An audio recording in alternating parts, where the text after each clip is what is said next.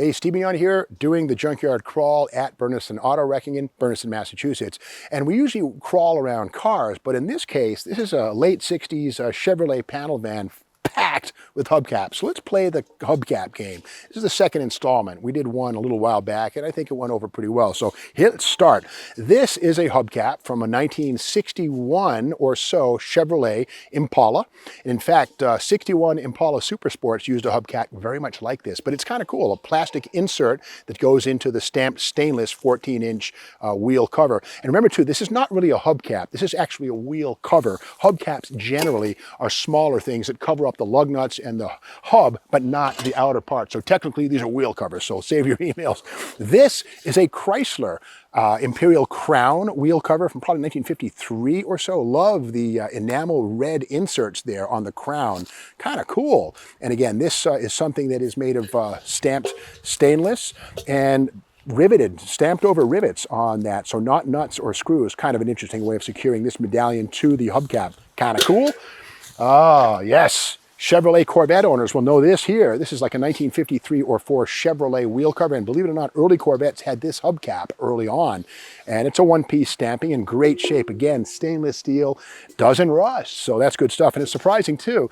This was made in like 53 or 53-4 during the Korean conflict when stainless steel was a strategic material and in pretty short supply. Okay, let's move on to 1958, the Chevy Impala, 14-inch and a beautiful looking wheel. Kind of has the look of an exotic finned brake drum inside, but you're not fooling anybody, Chevrolet. It's a stamped hubcap, you know. But again, this is what you would have seen on a 58 Chevrolet Impala. Pretty cool stuff. Nice shape. Ah, Pontiac right here. Probably 1955 Pontiac right here with the Pontiac name. Long before the Pontiac 8-lug wheel or anything cool came along, or the Rally 2 or any of that stuff. This is as good as it got in the world of Pontiac full wheel covers. Not seen on the Bonneville. This would have been on a basic Chieftain or a lesser car, but kind of cool. Still looking good. Ah, yes, DeSoto. This would be seen on an early 50s DeSoto, probably a 52.3, something like that. And I love how DeSoto's crest is pressed in there so crisply. It's almost like a coin. You can see it from both sides. And again, another one-piece stainless steel wheel cover. Oh, okay. Darker days. 1978 up Chevy Monte Carlo, 14-inch diameter. And these are what was used on those downsized Monte Carlos. This is a Monte Carlo crest. And as we saw in 1970 and 71, this Monte Carlo emblem was on the front. And the little guy, the crest up here, actually read in Roman numerals 1970 or 71. Now, it's not seen here, but that's a little detail. On 70 and 71 Monte Carlos, you can actually tell what year they are because of the crest on the shield of the helmet. Now you know. Ah, yes, large and in charge. The Cadillac crest, probably a 65 or 6, something like that. And beautiful looking hubcap with sort of a deep dish effect going on here. The Cadillac crest in the center. And again, another one-piece stamping. And here's, they hold the crest on with some snap clips right there. We can see the metal's reacting. The stainless is getting stained somewhat. It'll clean right off, but again, the snap clips are made of metal. They're not doing so well comparatively, so they're rotting away. Meanwhile, the hubcap, or the wheel cover, is looking good. Let's keep digging here.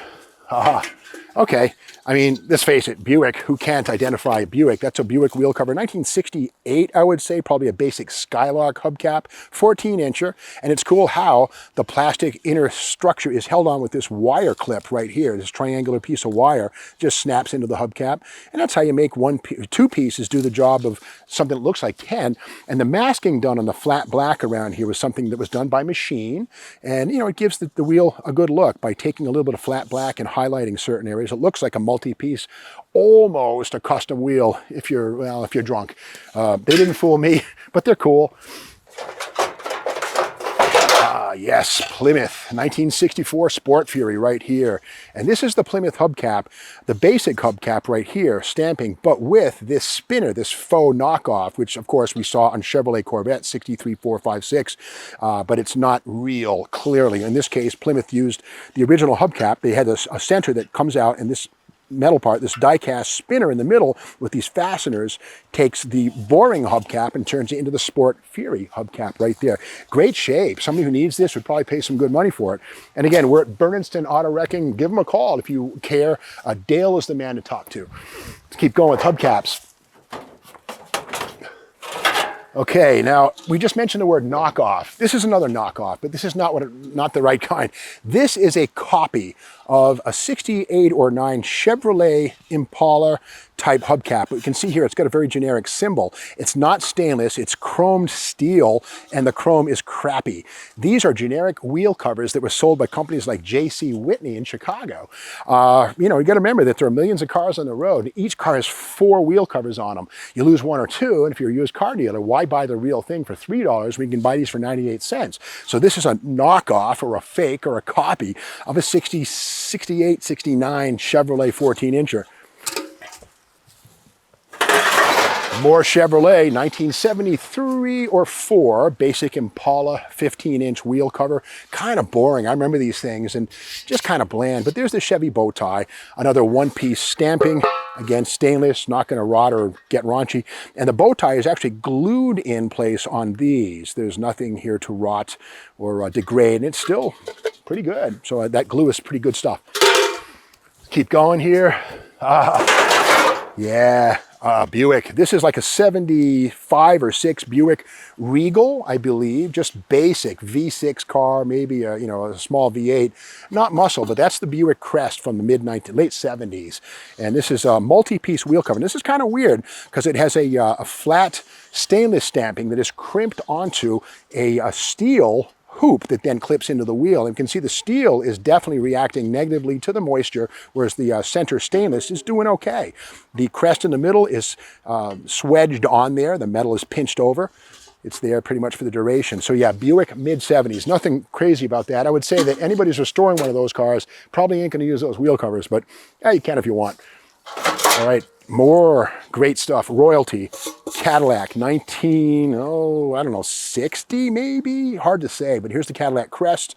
And I love how this wheel cover, it's a one piece, but it almost looks like an exotic finned aluminum brake drum with a deep dish wheel. That's the effect that we're going for. Very cool right there. But again, this is a one-piece stainless steel stamping with the center crest held on with these tabs. This is the cork gasket right here, which is degrading, and somehow centrifugal force, I guess, spun it in or whatever, but that's a gasket right there that's supposed to separate the plastic from the stainless, maybe to prevent rattles. Who knows? I guess it worked for a while.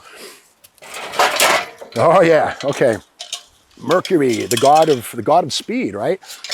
1964 Mercury Comet right here. These are the basic wheel covers on like a Comet Caliente. One-piece stainless stamping. Again, very simple, but you got to love how Mercury's crest is seen from the back and the front. Pretty cool. Let's keep rolling.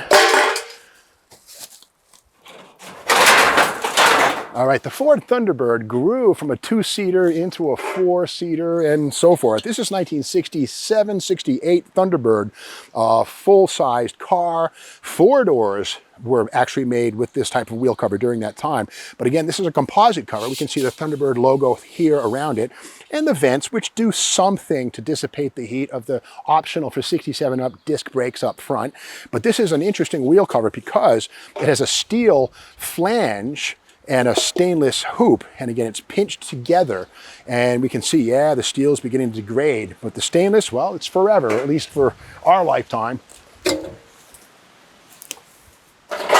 All right, if you had a 1970 Pontiac Le Mans, it probably had these wheel covers right here.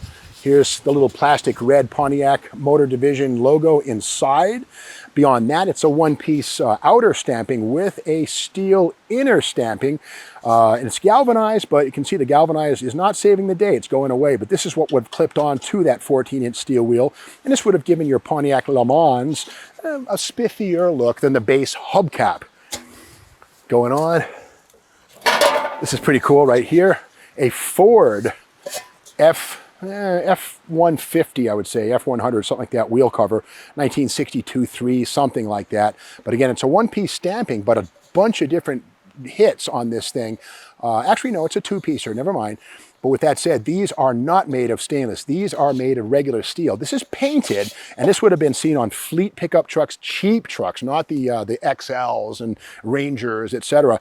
This is basically the fleet type wheel cover. It's only good because it's been indoors, and I think this might be new old stock. There's tape on the back of it right there, which is to say this probably never saw use, which is why it still looks good.